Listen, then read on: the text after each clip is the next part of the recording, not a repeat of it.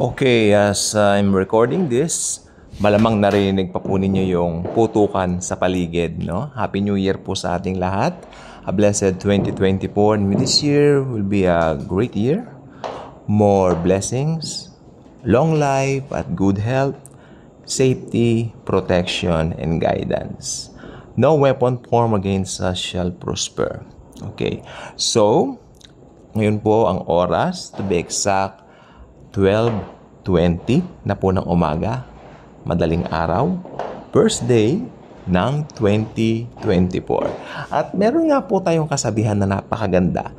Let's start, di ba, paggising natin, let's start this day or let's start the day by talking to Jesus.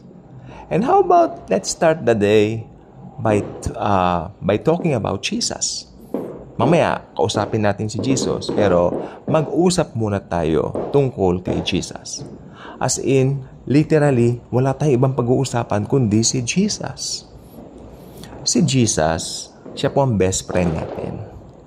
Siya po yung nilalapitan natin lagi kapag may mga pinagdadaanan tayo sa buhay. At siya rin naman yung minsan dinededma natin at nakakalimutan natin na laging kasama natin. Tanda po ninyo yung poem na Footprints in the Sand.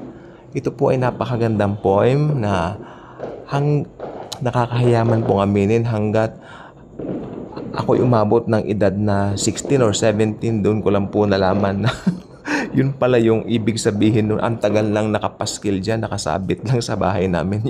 Yung parang frame, hindi ko po pinapansin. Nakita ko lang may mga paa-paa. Ngayon lumaki ako, hindi ko pinapansin yon. And then, ang pinakamaganda po rito, nung ako'y Kristiyano na, born again ako, ito yung tao na nagre-reklamo siya. Sabi niya ganyan, bakit isang paa lang ang nandyan? Sa dami ng pinagdaanan ko, iisang paa lang. Ibig sabihin, paa ko lang, wala ka Lord, hindi kita kasama. Ang sabi ni Jesus sa kanya, yung inaakala mo na mag-isa ka, doon, binuhat kita. Hindi ba ang ganda? Ang sarap si Jesus. Binuhat tayo.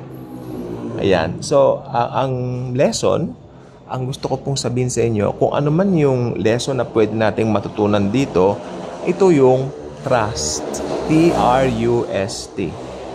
Ewan ko po ba dito, parang ginawa na po yata yung motor. Imbis na paputok, motor na po. So, ayan, okay naman po yan. Saan na po ba tayo yan? T-R-U-S-T. Trust. Pagtitiwala. Okay? Alam po ninyo, kung sobrang saya ng tao minsan, na-dead man niya si Jesus, nakakalimutan niya magpasalamat. Ganun din, pag sobrang lugmok o sobrang nalulunod na sa pinagdadaanan, nakakalimutan din niyang tumawag sa Panginoon. So, both no? So, kaya lagi nating ihilingin sa Panginoong Jesus, Lord, yung presensya po ninyo, Lord, yan po ang mahalaga na ninanais po namin na amin pong mapagtanto kung paano namin ito hahawakan. Yung trust, yung matutunan naming magtiwala sa iyo. So, let us always talk to Jesus in a way as we would to a friend. Anyway, Jesus is our best friend. Hindi lang po natin napapansin, pero karamihan ng mga pinagdadaanan natin problema, sinolve na po niyang lahat.